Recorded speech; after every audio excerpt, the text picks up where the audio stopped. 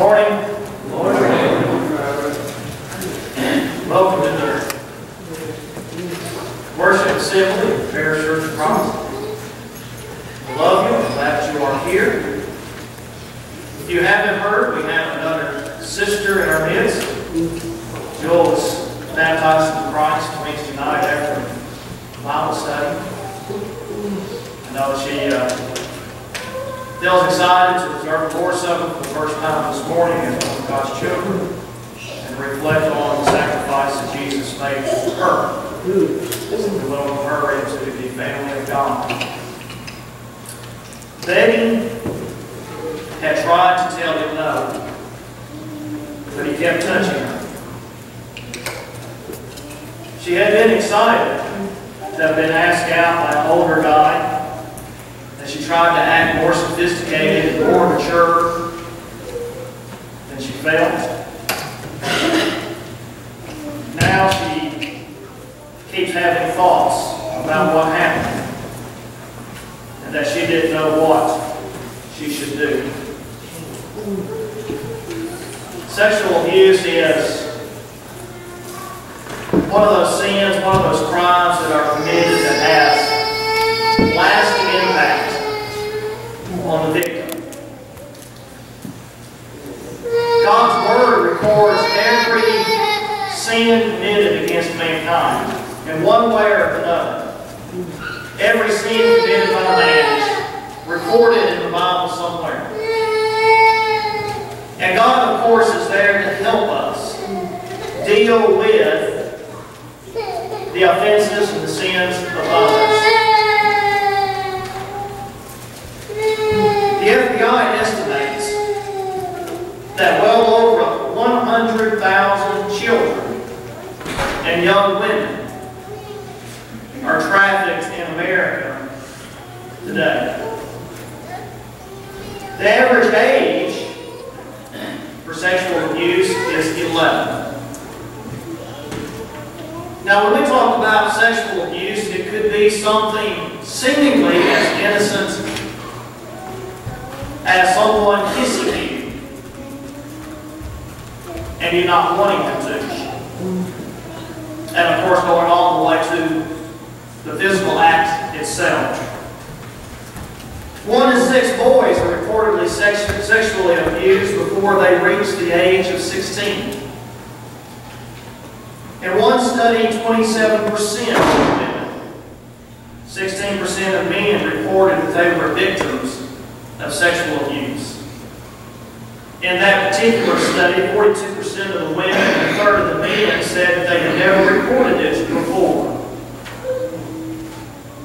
Which means they had never talked to at least anybody in official capacity about what had happened to them. The National College Women's Sexual Victimization Study found that between 1 in 4 and 1 in 5 women have experienced either a complete or an attempted rape. I want you to turn to 2 Samuel chapter 13. I want us to look at an occasion where such a violation occurred in the Scriptures. Now, if you're using the Bible in the pew, it's on page 264. 2 Samuel chapter 13, page 264 in the Pew Bible. We pick up here in the life of King David. King David is referred to as a man after God's own heart. King David had a lot of good characteristics. He was a strong man spiritually. When this occasion happens in his life, we see maybe not such a good side of King David. But the incident occurs among his children. David had a number of wives. And through those wives, obviously, he had a number of children. We are introduced here to Amnon.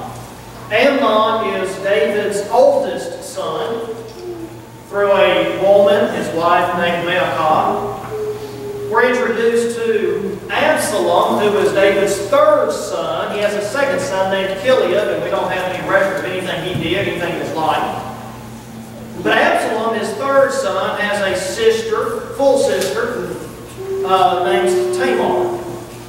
Absalom and Tamar are David's children through the daughter of the king of Geshur.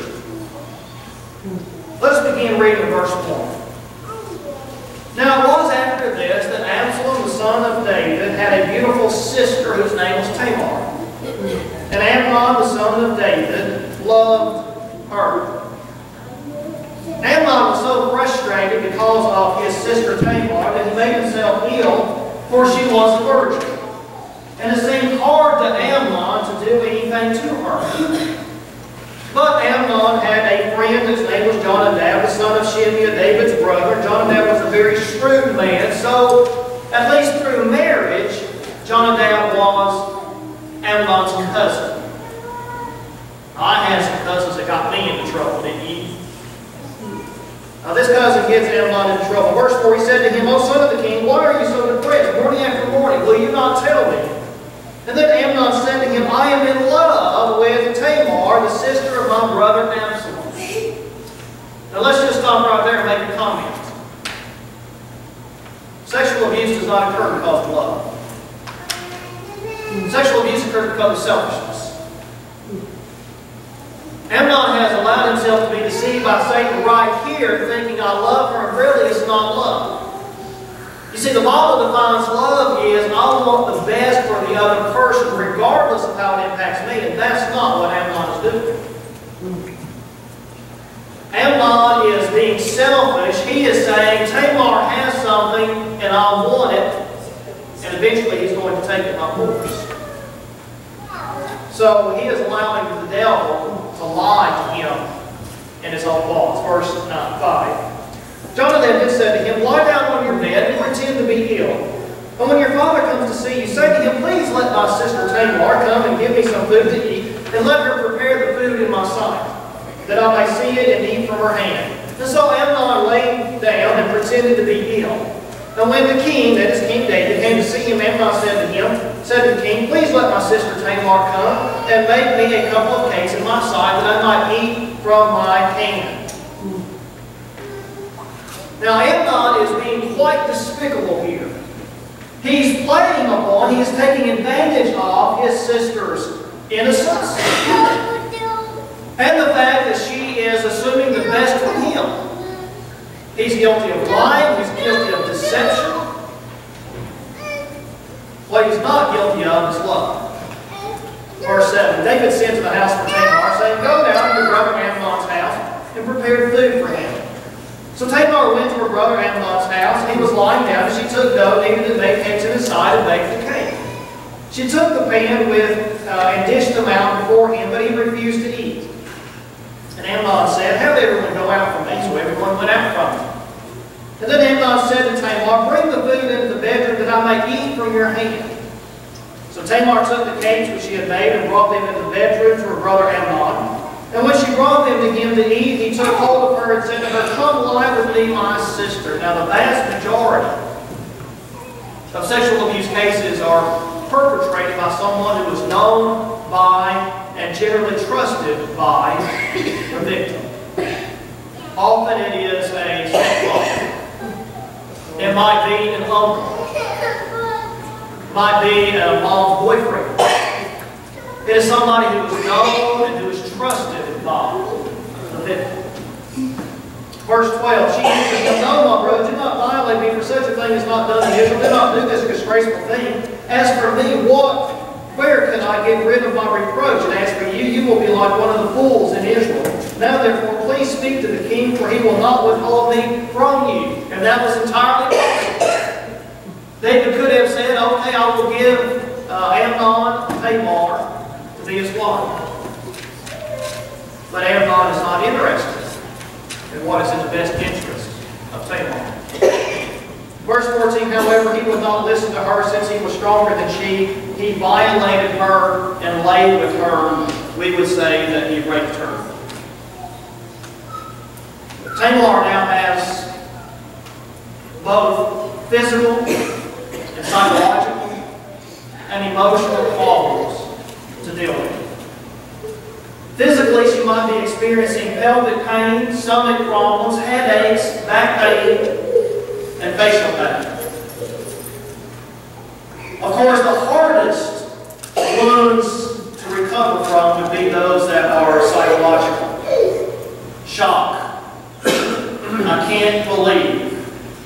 that to me.